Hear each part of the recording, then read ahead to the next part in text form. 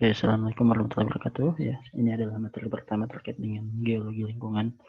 Kita akan membahas hubungan antara geologi lingkungan dan manusia sebagai makhluk hidup yang menempati bumi.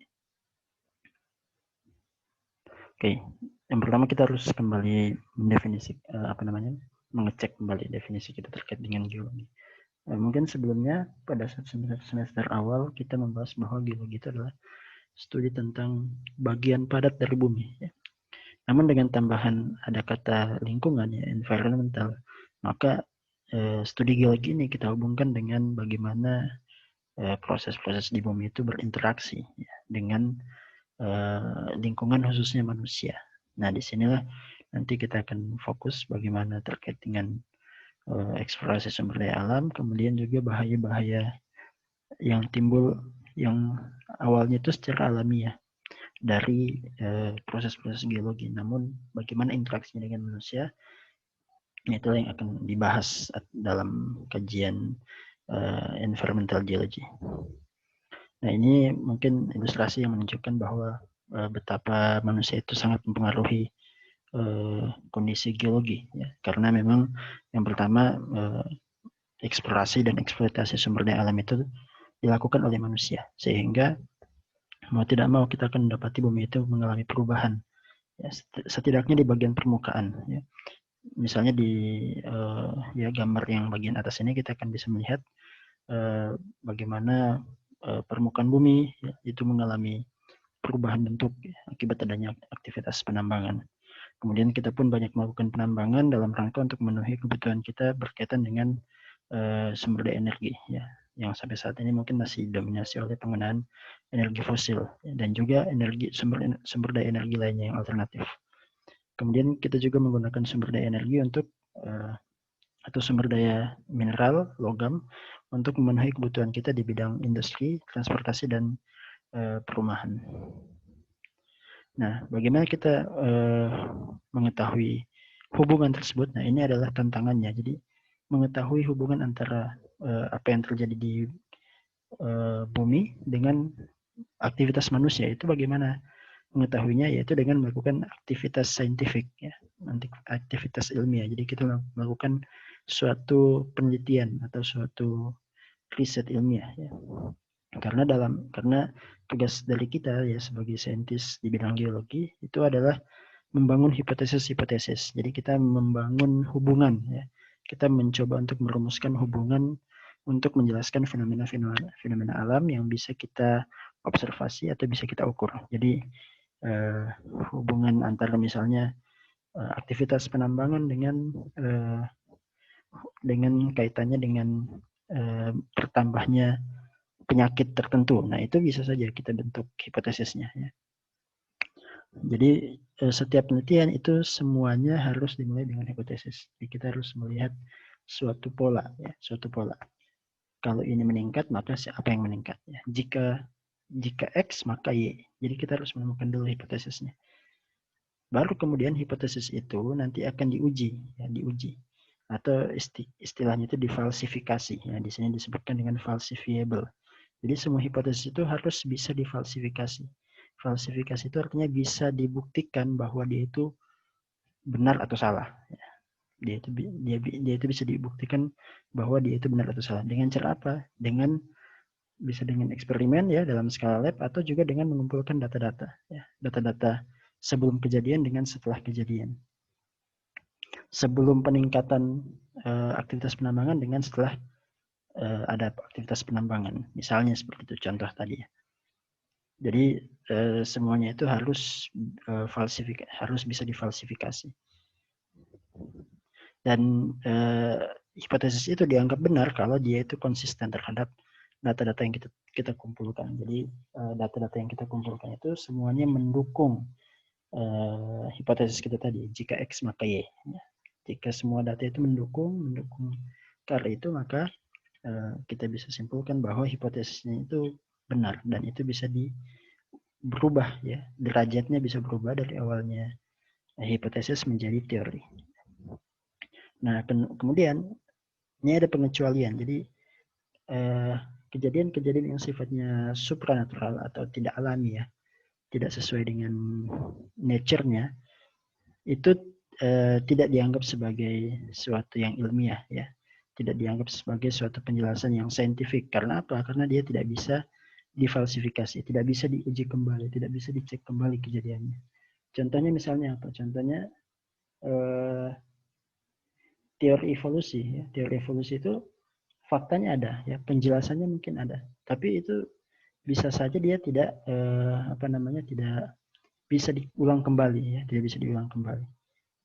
Jadi kita bisa melihat pola, ya, pola bahwa memang ada perubahan spesies dari dahulu spesies A berubah menjadi spesies B. Ya. Dahulu mungkin belum ada mamalia, kemudian sekarang sudah ada mamalia. Itu adalah pola yang kita akui keberadaannya secara fakta empiris. Namun secara secara falsifikasinya dia tidak bisa diuji. Ya. Dia tidak bisa diuji kembali. Makanya teori evolusi itu mungkin secara empiris dia bisa diterima, tapi secara teori dia tidak bisa difalsifikasi. Makanya teori evolusi itu begitu nature-nya. Jadi dia tidak bisa diuji kembali, ya. Oke, selanjutnya tujuan dasar dari sains adalah untuk menggunakan fakta atau data untuk menjelaskan berbagai macam aspek yang berbeda, ya, di dunia ini. Ya, misalnya bagaimana kita menjelaskan ini gambar, ya, gambar ini menunjukkan adanya keterdapatan lapisan batu bara di Antartika. Nah, ini adalah fakta saintifik yang tidak bisa dibantah. Tapi menjelaskannya ini yang membutuhkan teori, ya, membutuhkan penjelasan yang ilmiah. Ya, hipotesis kita adalah bahwa batu bara itu terbentuk di daerah yang dekat dengan ekuator. Ya. Kemudian hipotesis yang lain adalah lempeng itu bergerak. Nah, maka kita bisa simpulkan bahwa terjadi pergeseran lempeng, ya. Terjadi pergeseran lempeng atau yang kita kenal dengan teori tektonik lempeng. Jadi teori tektonik lempeng didukung juga oleh keberadaan fakta ini. Jadi fakta ini menjadi suatu dasar bahwa teori tektonik lempeng itu memang betul-betul ada, ya, betul-betul terjadi. Dan kemudian juga bisa dibuktikan, ya, bisa dibuktikan sekarang saat ini, ya, pada saat lempeng-lempeng itu ternyata terbukti bergerak. Oke, kemudian bagaimana sains itu bekerja, ya? Jadi teori itu, ya, digambarkan dengan adanya hubungan antara beberapa hipotesis, ya. Nanti akan ada ilustrasinya yang menunjukkan suatu hubungan yang komprehensif terhadap alam. Kemudian nanti kita akan kenal ada istilahnya teori. Teori itu biasanya disusun oleh berbagai macam hipotesis yang arahnya mendukung. Contohnya kayak tadi bahwa ada data terkait dengan, misalnya kalau di geodinamika mungkin sudah dapat ada data menunjukkan kesamaan garis pantai antara Afrika dengan Amerika Selatan, ya, kemudian dia match. Kemudian tadi juga kita sudah diperlihatkan, ya, gambar tentang keterdapatan lapisan batu bara di Antartika. Kemudian data-data lain misalnya penyebaran fosil, ya, kemudian ada barisan pegunungan, penyebaran batuan yang kemudian terpisah dalam benua-benua yang di masa saat ini. Nah, itu semuanya hipotesis itu mengarahkan kepada satu kesimpulan bahwa lempeng-lempeng itu bergerak. Nah, itu yang disebut sebagai teori. Jadi makanya tektonik lempeng itu adalah teori karena dia didukung oleh berbagai macam hipotesis-hipotesis yang kemudian terbukti benar. Kemudian ada juga istilahnya law, ya, atau hukum. Ya. Jadi kalau hukum ini menunjukkan fenomena-fenomena alam yang memperlihatkan hubungan, ya, antara data-data yang berbeda, ya. Ada banyak data, kemudian ternyata hubungan data itu menunjukkan suatu keteraturan, ya, yang reguler, ya, dengan penyimpangan yang sangat-sangat kecil. Nah, inilah yang disebut kemudian sebagai hukum. Ya. Ini yang disebut sebagai hukum. Sama juga contohnya, sebentar.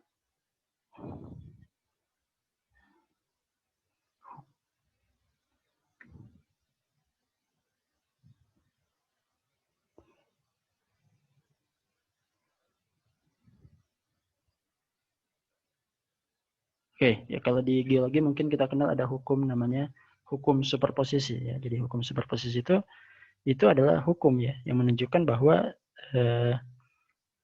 lapisan yang ada di atas itu pasti lebih mudah dibandingkan lapisan yang ada di bawah. Dia bukan cuma terbukti secara logis, tapi juga terbukti secara data-data. Jadi semua data yang kita dapatkan menunjukkan pola yang sama, ya, menunjukkan keteraturan yang sama bahwa yang di bawah itu pasti lebih tua. Dimanapun ya, di lapisan manapun di muka bumi ini ya, lapisan sedimen itu semuanya datanya menunjukkan bahwa superposisi itu ada, sehingga hukum superposisi ini itu dipakai ketika kita melakukan analisis ya, melakukan analisis. Jadi ketika dia sudah terbukti menjadi hukum, maka hukum ini kemudian bisa kita pakai sebagai landasan untuk menganalisis daerah-daerah yang lain.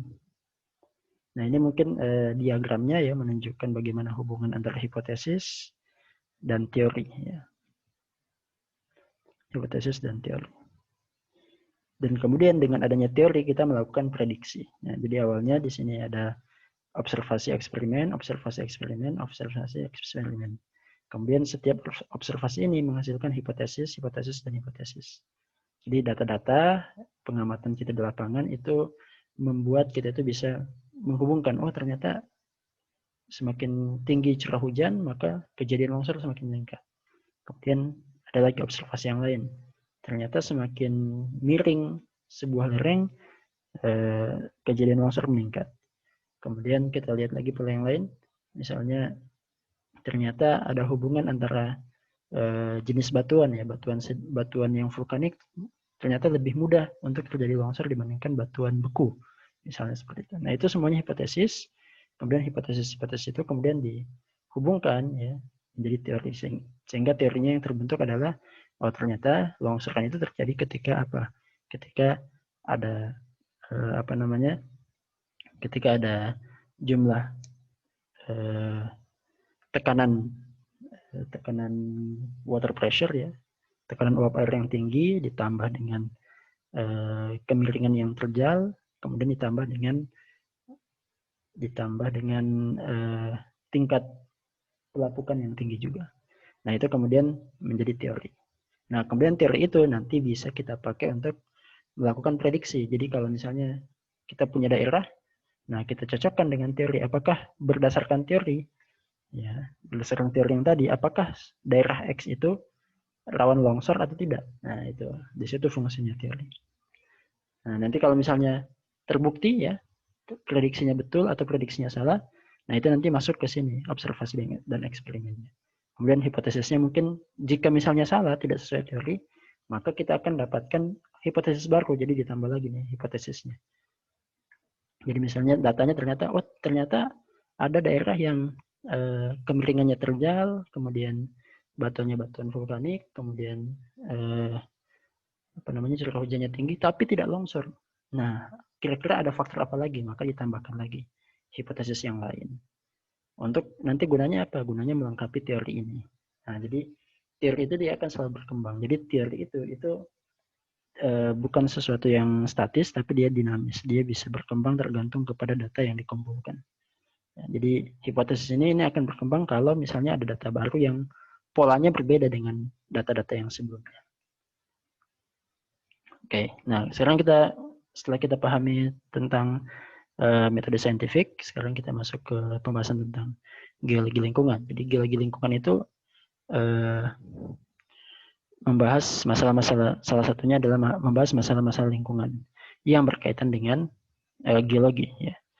Yang biasanya itu berkaitan dengan dua hal, ya, yaitu bahaya geologi, ya, bencana alam, ya, bencana alam geologis, dan juga penggunaan sumber daya geologi. Nah, dua hal ini yang hubungannya, jadi berkaitan dengan, dan semuanya itu kan berkaitan dengan proses geologi, proses alamiah. Nah, manusia kadangkala menghasilkan masalah-masalah tersebut, ya masalah di bagian bencana alam atau masalah di bagian pengelolaan sumber daya alam, itu akibat yang pertama itu akibat kurangnya pengetahuan terhadap scientific, terhadap proses ilmiah, proses alam yang terjadi di bumi, atau atau berkaitan dengan waktu yang berkaitan dengan proses-proses alam yang terjadi, yang bekerja pada bumi.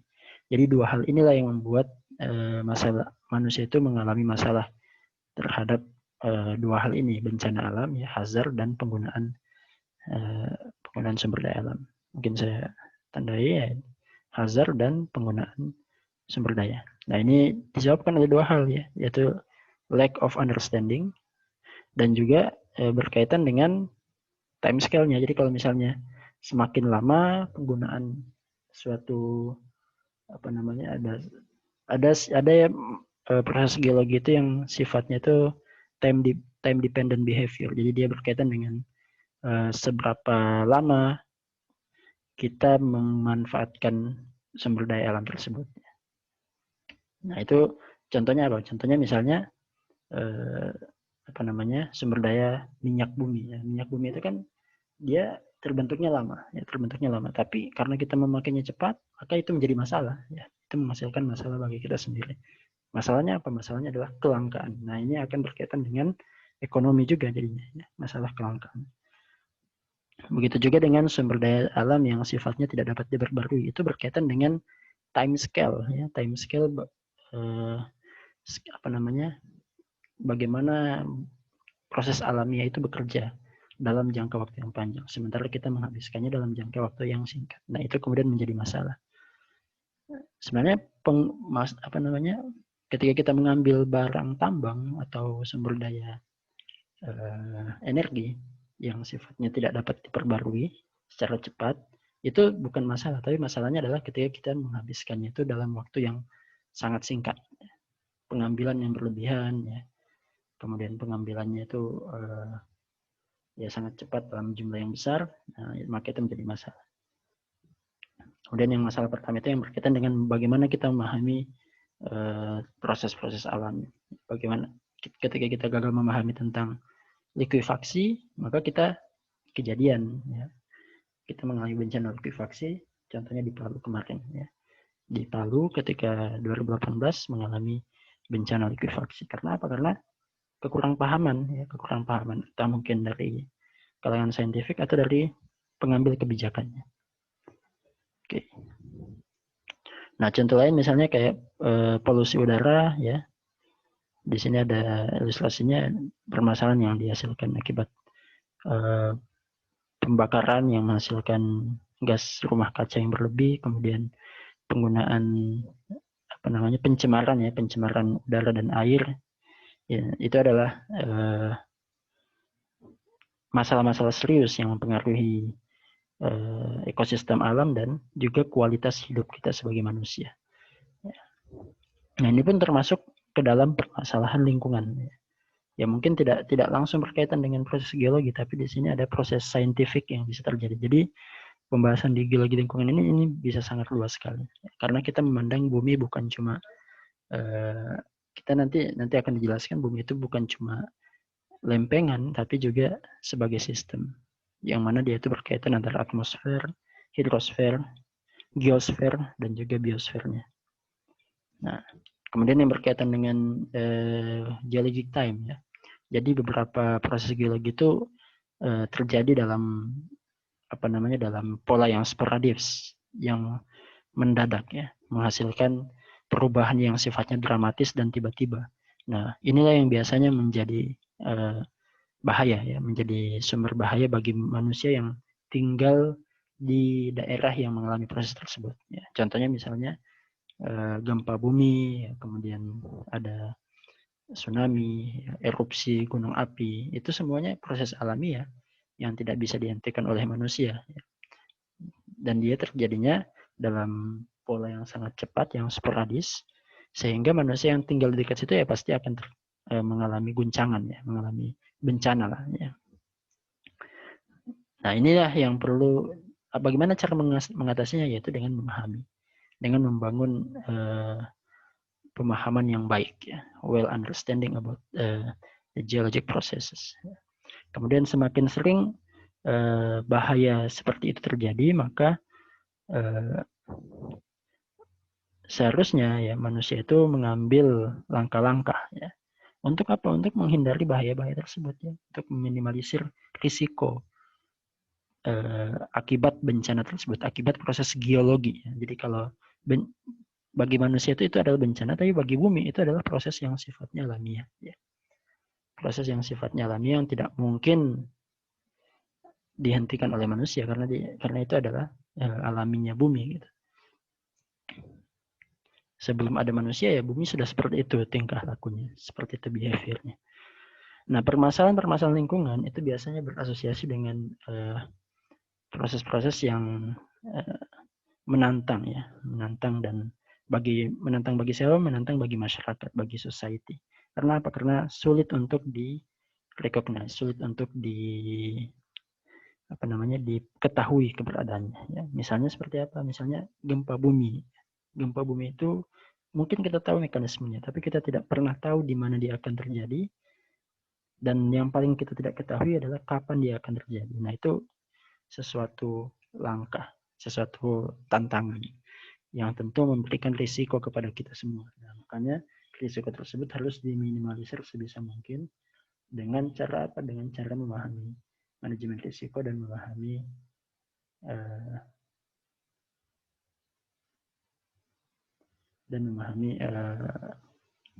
prosesnya. Ya.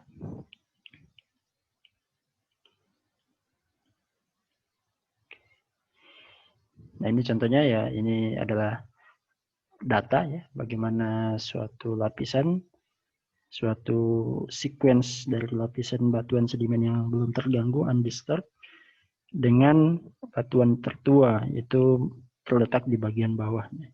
Dengan menunjukkan korelasinya kita bisa mengetahui umur dari atau mengetahui sebaran batuannya. Nah ini kita gunakan untuk apa? Untuk mengetahui proses-proses geologi yang terjadi di masa lampau, kemudian itu dijadikan sebagai teori. Jadi kita mencoba menghubungkan hipotesis, membuat hipotesis dari data-data geologi yang bisa kita akses, dari data-data geologi yang bisa kita observasi. Contohnya misalnya dalam kajian tsunami, kita bisa mempelajari bagaimana tsunami itu terbentuk, ya bagaimana pola. Yang paling simpel mungkin bagaimana siklus tsunami itu, kapan setiap berapa tahun dia terjadi. Tsunami di Aceh misalnya setiap berapa tahun dia terjadi. Maka bisa dilihat di lapisan batuannya. Ya, kita bisa lihat timeline-nya ya. Dia itu terjadi pada umur berapa juta tahun yang lalu atau berapa ratus atau berapa ribu tahun yang lalu. Ya. Begitu juga dengan erupsi ya. Erupsi gunung berapi itu juga bisa diketahui dengan data-data yang sifatnya stratigrafis ya. Dari data-data lapisan stratigrafis kita bisa menemukan ada lapisan tuff, ada lapisan piroklastik, ada lapisan lava, lapisan tuff. Jadi kita bisa mempelajari setiap berapa tahun suatu gunung itu mengalami erupsi. Karena erupsi itu berkaitan dengan komposisi magma, kemudian berkaitan dengan volume dapur magmanya ya, magma chambernya, dan tentu berkaitan juga dengan tipikal letusan. Nah itu dipelajari dengan apa? Dengan metode saintifik. Jadi kita mencari tahu polanya, kemudian kita teruskan teorinya. Oh ternyata gunung berapi meletusnya setiap misalnya 5 tahun sekali, ya, erupsinya setiap 5 tahun sekali. Nah itu kemudian kita jadikan sebagai prediksi. Prediksi itu yang kemudian kita jadikan sebagai bahan untuk kita mengambil langkah-langkah meminimalisir risiko. Kalau dalam level pemerintahan ya itu dijadikan sebagai pertimbangan untuk mengambil kebijakan. Nah begitu cara berpikirnya. Nah, kemudian kita pun harus memahami bahwa bumi itu sebagai suatu sistem. Ya. Jadi, bumi adalah suatu sistem yang kompleks yang tersusun oleh beberapa subsistem. Ya. Di situ ada atmosfer, biosfer, hidrosfer, dan solid earth. Ya. Bumi yang sifatnya padat, yaitu geosfer atau lempeng. Nah, perubahan dalam satu, namanya sistem ya, karena dia saling berkaitan satu sama lain, perubahan dalam satu subsistem, ya itu akan memicu perubahan di sistem-sistem yang lain, baik satu atau lebih dari satu sistem, subsistem ya, subsistem yang lain. Nah, makanya erupsi yang terjadi terus-menerus di awal pembentukan bumi, ya ketika bumi baru terbentuk, itu menghasilkan terbentuknya lapisan atmosfer. Kemudian lapisan atmosfer yang semakin menebal menghasilkan terbentuknya curah hujan pertama. Kemudian curah hujannya jatuh ke cekungan-cekungan di bumi, membentuk lapisan hidrosfer, membentuk lautan. Kemudian adanya komposisi atmosfer yang semakin banyak mengandung oksigen membuat biosfer yang biosfer atau makhluk hidup yang membutuhkan oksigen yang banyak, yang tinggi seperti manusia misalnya atau hewan-hewan lainnya, mamalia misalnya, itu menjadi bisa hidup. Berbeda dengan ketika bumi baru terbentuk ya, ketika oksigennya masih sedikit ya, yang bisa hidup ya cuma hewan-hewan yang sifatnya anaerob ya, bahkan ya, hewan-hewan atau makhluk hidup yang sifatnya anaerob. Tapi hewan-hewan yang berukuran besar itu tidak bisa hidup. Nah, scientific knowledge atau pengetahuan saintifik tentang bagaimana sistem bumi itu bekerja itu dapat membantu untuk memecahkan masalah-masalah lingkungan dan untuk mencegah terbentuknya masalah-masalah yang lain. Nah, jadi ketika kita sudah paham bagaimana atmosfer itu dipengaruhi oleh aktivitas manusia, aktivitas di bumi, maka kita menjadi punya landasan untuk mengambil kebijakan tadi itu ya, prediksi tadi. Ketika kita tahu bahwa ternyata atmosfer itu bisa menangkap CO2, maka kita harusnya mempertimbangkan ketika ingin membakar sumber daya energi fosil misalnya ya, maka kita harus mengurangi penggunaan energi fosil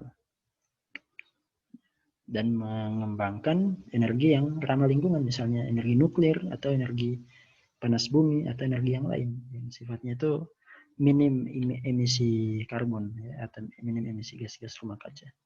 Nah, jadi dengan begitu kita jadi punya landasan, punya pedoman untuk mencegah terjadinya masalah-masalah lingkungan, masalah-masalah yang bisa dihadapi oleh society. Kemudian sistem bumi itu disusun oleh empat subfaktor tadi ya. Ini sebentar. Oke, nah ini contoh juga ya. Jadi ini adalah gambar dari sungai Columbia ya, Columbia River.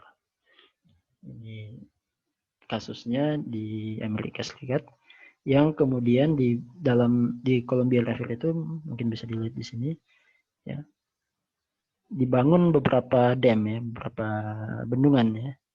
Di sini ada 1, 2, 3, 4, 5, 6, 7, 8. Ada 8 dam dibangun di sistem sungai ini. Yang kemudian ternyata dam itu ternyata mempengaruhi bukan cuma aliran sedimen ya ke laut ya. Lautnya di sini.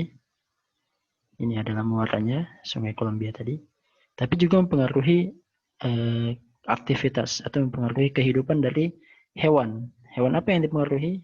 Ternyata salmon ya. Hewan ikan salmon itu menjadi terpengaruh lah ya. Populasinya menjadi terpengaruh. Didapatkan datanya ternyata setelah pembangunan bendungan ini ditemukan ternyata terjadi perubahan signifikan terkait dengan populasi ikan salmon di sini ya. Karena kan ikan salmon dia hidupnya dari laut kemudian pindah ke sungai. Nah, ini contoh ya bagaimana suatu sistem sistem bumi itu saling berkaitan. Contoh sederhana sekali. Nah, itu artinya proses-proses alami di bumi itu sangat berpengaruh terhadap kehidupan, terhadap biosfer. Nah, kemudian ini yang kemudian dirumuskan ya, kenapa bisa terjadi masalah-masalah lingkungan. Di sini disebutkan faktornya itu adalah karena 3 hal. Yang pertama, bumi itu sendiri ya, ternyata karena bumi itu punya proses sendiri, punya hukum-hukum alam sendiri yang tentu harus kita pahami. Kemudian yang kedua, masalah kedua adalah semakin meningkatnya populasi manusia, artinya apa? Artinya cara hidup manusia masa kini yang populasinya sudah mencapai 7 miliar itu tentu harus berbeda dengan cara hidup di mana ketika manusia masih sedikit. Karena apa? Karena sumber daya itu harus dikelola dengan sebaik mungkin. Ya.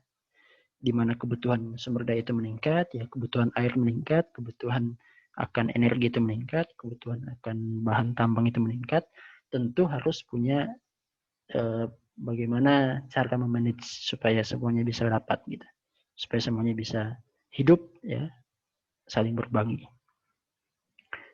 Nah, kemudian terkait juga dengan adanya ketidakmerataan ekonomi. Jadi ini juga menjadi masalah ya. Jadi sumber masalah itu adalah bukan cuma karena manusianya banyak, tapi juga karena adanya ketidakmerataan ekonomi. Nah, ini berkaitan sebenarnya dengan sistem ekonominya atau dengan ini mungkin lebih kepada filosofi hidup atau kepada aspek politik dari manusia itu sendiri. Ya. Karena kan di tengah-tengah manusia itu juga ada apa namanya mungkin bisa dibilang paham-paham ya, paham-paham filosofi atau ideologi mungkin ya, ideologi, idealisme yang membuat manusia itu ya menjadi bermasalah ya, menjadi mendapatkan masalahnya sendiri. Karena apa? Karena sumber daya di bumi ini tidak apa namanya, jika ingin dikuasai oleh satu orang tentu akan membuat orang lain itu mengalami masalah apa? Masalah kekurangan, masalah kelangkaan. Padahal di sisi lain kita dapati mungkin ada orang yang mempunyai sumber daya yang banyak ya, dia menguasainya sendiri dan kemudian dimanfaatkan untuk kepentingannya sendiri. Nah, itu yang berkaitan dengan economic inequality, ketidakmerataan atau ketidaksamaan ekonomi. Nah, manusia ini adalah bagian dari biosfer dan merupakan bagian integral dari sistem bumi. Nah, di sini kita akan melihat adanya interaksi antara sistem bumi yang kemudian akan menghasilkan dampak terhadap lingkungan, ya, yang mana kita itu sangat bergantung kepada semuanya. Kemudian adanya liberalisme di bidang ekonomi dan regulasi ya, sifatnya ini politis. Ya. Ini juga menjadi penyebab terjadinya economic inequality. Ya. Nah, ini kemudian yang menjadi masalah bumi, masalah lingkungan, dan juga masalah manusia itu sendiri. Jadi sumbernya bukan cuma dari bumi saja, tapi dari bagaimana manusia itu kurang cakap dalam menghadapi kondisi alam yang dihadapi. Dia sudah tahu bahwa sumber daya di bumi ini itu terbatas. Nah, mestinya manusia pun harus pintar-pintar untuk mengelola sumber daya bumi ini agar terdistribusi secara merata sehingga tidak terjadi kelangkaan di belahan bumi lain, tapi di belahan bumi yang lainnya lagi mengalami berlebihan sumber daya. Nah, ini kemudian nanti berujung kepada berbagai macam masalah sosial yang lain, misalnya kayak kita akan temukan kalau dalam lingkup yang kecil mungkin kriminalitas, atau dalam lingkup yang lebih luas mungkin penjajahan antara satu negara dengan negara lain. Nah, kemudian perlu kita pahami juga ya ini bahwa kita ini punya batasannya. Batasannya apa? Batasannya karena bumi ini kan ya sifatnya ada yang bisa didaur ulang, atau ada yang bisa sifatnya itu diperbarui, renewable, tapi ada juga yang non renewable ya, tidak bisa diperbaharui. Misalnya seperti ya ukuran bumi ya dari dulu ya ukurannya seperti ini saja. Kemudian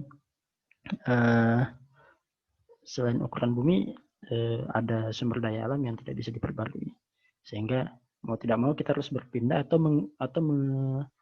menurunkan kecepatan penggunaan sumber daya tersebut. Nah, ini berkaitan dengan makanan, berkaitan dengan agriculture ya, ini juga masalah lingkungan. Agriculture modern itu sudah mampu untuk menghasilkan produksi makanan yang seiring dengan bertambahnya pertumbuhan populasi. Jadi secara teknologi kita bisa ya, secara populasi kita bisa. Namun tentu pasti akan ada batasnya ya. Batasnya apa? Apa yang membuat produksi makanan itu berhenti? Yaitu adalah yang membuatnya dia berhenti adalah tingkat kemampuan dari tanah itu sendiri. Jadi bagaimana tanah itu mampu untuk menghasilkan kesuburan dan menghasilkan makanan. Dan juga bagaimana kaitannya dengan hasil tanah atau hasil makanan, hasil sumber daya yang bisa dimakan dengan suplai air yang terbatas. Nah, itu juga menjadi sumber masalah. Jadi ini yang menjadi limit kita. Jadi makanya kita harus bisa melihat di mana limit kita, di mana batasan kita. Di mana aspek-aspek apa yang bisa kita kendalikan, aspek-aspek apa yang tidak bisa kita kendalikan. Oke. Karena apa? Karena ya, nah kalau di sini tulisannya mungkin ya, there is no planet B. Ya. Ini mungkin diplesetin ya, jadi awalnya there is no plan B. Ya. Nah, ini diplesetin jadi there is no planet B. Ya, tidak ada planet B. Atau tidak ada rencana lain. Tidak ada tempat lain selain planet bumi ini. Jadi kita hanya punya bumi ini yang bisa kita manfaatkan, maka bagaimana kita memanfaatkan semaksimal mungkin ya, dan sepanjang mungkin atau selama mungkin kita bisa memanfaatkan bumi ini. Nah ini menunjukkan perubahan ya, jadi perubahan itu terus terjadi di muka bumi ini. Ini citra di atas ini ya, ada 3 gambar. Ini menunjukkan pertumbuhan kota ya, pertumbuhan kota. Awalnya dia cuma daerah yang kecil ya, misalnya cuma di sini. Kalau kita lihat, kemudian dia membesar, kemudian juga dia semakin besar sampai saat ini. Ya. Jadi ini antara tahun 74 sampai tahun 2003 ya. 74, 89 dan 2003. Jadi bisa kita lihat adanya pertumbuhan kota ya, pertumbuhan kota. Ini di daerah Mexico City, di Meksiko. Jadi maksudnya apa? Maksudnya bahwa ya ini adalah perubahan-perubahan yang harus bisa kita kendalikan ya.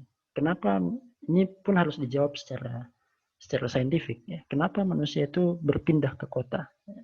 Nah, mungkin karena di kota itu lebih banyak pekerjaan, lebih banyak sumber pendapatan, sumber penghasilan sehingga manusia itu berpindah ke kota. Nah, jika ini menghasilkan masalah, misalnya masalah kepadatan penduduk, kemudian masalah misalnya di kota itu kan banyak, jadi karena adanya kepadatan penduduk, kemudian akan terbentuk kesenjangan sosial, kesenjangan ekonomi, maka kemudian terjadi kriminalitas, kejahatan, macam-macam, ya, perampokan, pencurian, maka ini kemudian menjadi masalah. Jadi urbanisasi ini menjadi masalah. Berpindahnya orang dari yang dahulunya bukan tinggal di kota, berpindah ke kota, atau dari dulunya dia tinggal di desa, berpindah ke kota. Nah, ini bisa menjadi atau bisa diobservasi sebagai suatu masalah. Nah, bagaimana supaya tidak terjadi seperti itu? Nah, tentu ada solusinya. Ya, solusinya misalnya contohnya adalah dengan membangun distribusi yang lebih merata ya antara di kota dengan di desa. Sehingga orang yang tinggal di desa tetap tinggal di desa, sehingga pertumbuhan manusia di kota menjadi lebih terkendali atau menjadi tidak terlalu cepat. Dia lebih natural pertumbuhannya. Nah, ini juga harus dipertimbangkan. Jadi pertumbuhan kota-kota itu ya harus diatur gitu, harus diatur regulasi. Nah, kembali lagi ke filosofi politiknya, pandangan politiknya, ideologinya. Nah, karena apa? Karena ini berpotensi untuk menjadi masalah. Berpotensi untuk menjadi masalah bagi manusia dan masalah bagi bumi itu sendiri.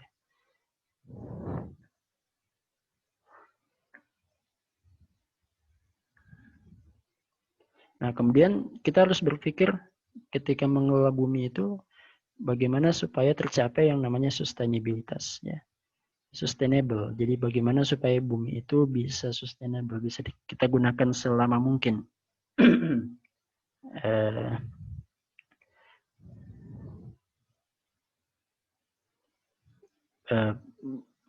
dalam hal penggunaan sumber daya alam, dalam hal kualitas hidup. Nah, itu semuanya harus dipertimbangkan. Jadi intinya adalah tercapai sustainabilitas yang panjang gitu. Sehingga ketika diketahui ya dengan secara saintifik diketahui bahwa ternyata penggunaan energi fosil ya yang berlebihan akan menghasilkan berkurangnya kualitas udara, maka itu harus dikurangi, berarti harus dikurangi penggunaan energi fosilnya, harus dikurangi. Karena apa? Karena sudah terbukti secara saintifik bahwa itu menjadi sumber ya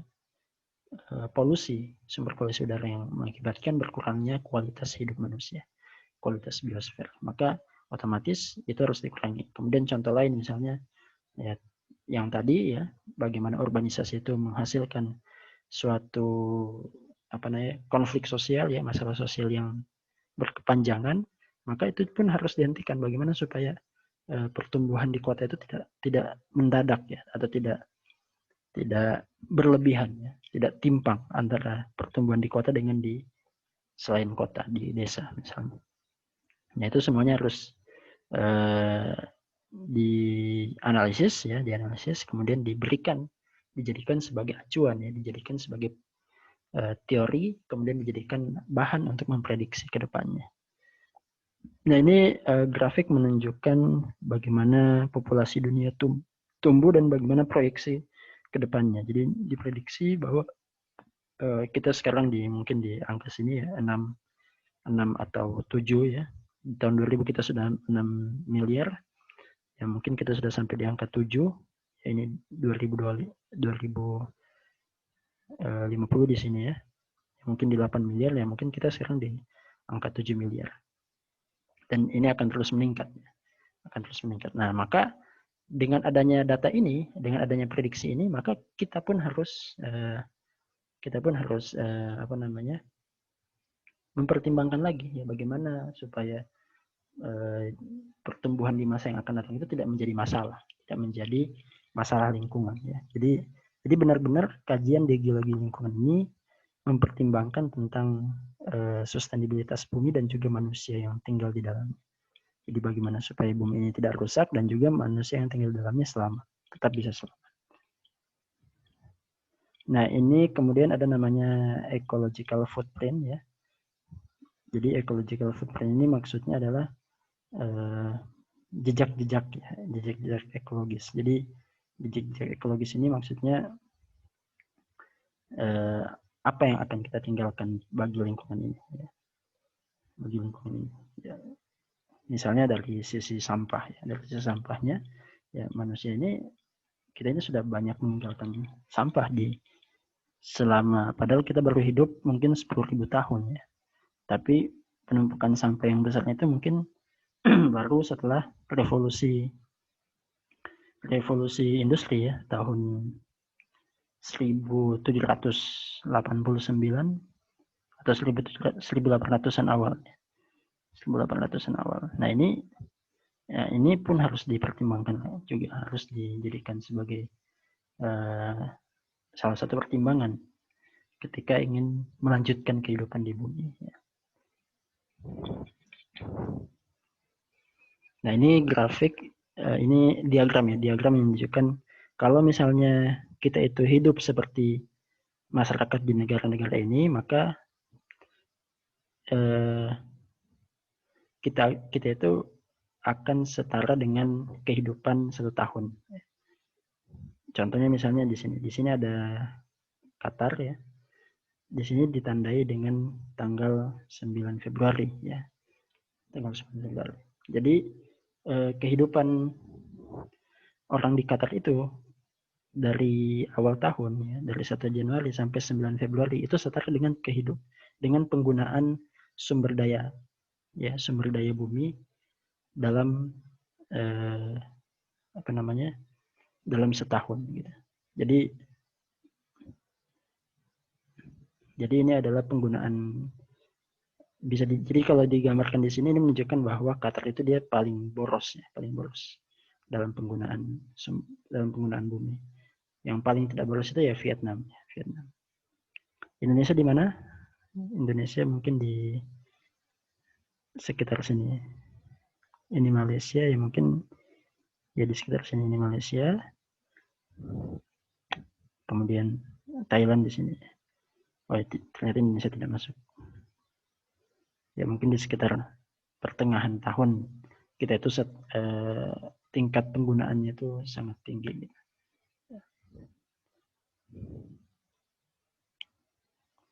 Nah, kemudian juga ada yang disebut sebagai environmentalism. Nah, kalau ini salah satu cara pandang ya, cara pandang manusia juga. Jadi ada juga sekelompok orang yang berpandangan dia termasuk aliran environmentalism. Jadi mereka berpendapat bahwa untuk menstabilkan bumi maka semuanya harus dikembalikan ke alamiah, ya, ke alamiah. Atau mungkin bisa juga disebut sebagai dengan mengkonservasi. Jadi mereka lebih pro kepada konservasi lingkungan daripada eksploitasi lingkungan. Jadi penggunaan lingkungan itu harus dibatasi, ya, harus dibatasi. Supaya apa? Supaya tercapai sustainabilitas yang panjang gitu. Nah, ini pun salah satu pandangan ya yang dipicu juga dengan apa? Dengan fakta bahwa bumi semakin kesulitan untuk mempertahankan mempertahankan kondisinya seperti sebelumnya, sehingga banyak perubahan-perubahan ya yang mengganggu sistem bumi secara utuh. Oke, nah itu mungkin materi untuk yang sekarang. Jadi ini sebagai pembuka ya, sebagai pengantar sebelum kita akan membahas berbagai macam masalah-masalah lingkungan dari sisi sudut pandang geologinya. Ya, nanti kita akan bahas tentang bagaimana lingkungan itu akan punya masalah ketika kita melakukan eksploitasi mineral, eksploitasi sumber daya energi, eksploitasi air, kemudian bagaimana bumi itu harusnya dikelola ya dengan adanya regulasi, kemudian termasuk juga kaitannya dengan perubahan iklim ya. Itu nanti akan kita bahas sampai di akhir. Baik, cukup sekian. Terima kasih. Assalamualaikum warahmatullahi wabarakatuh.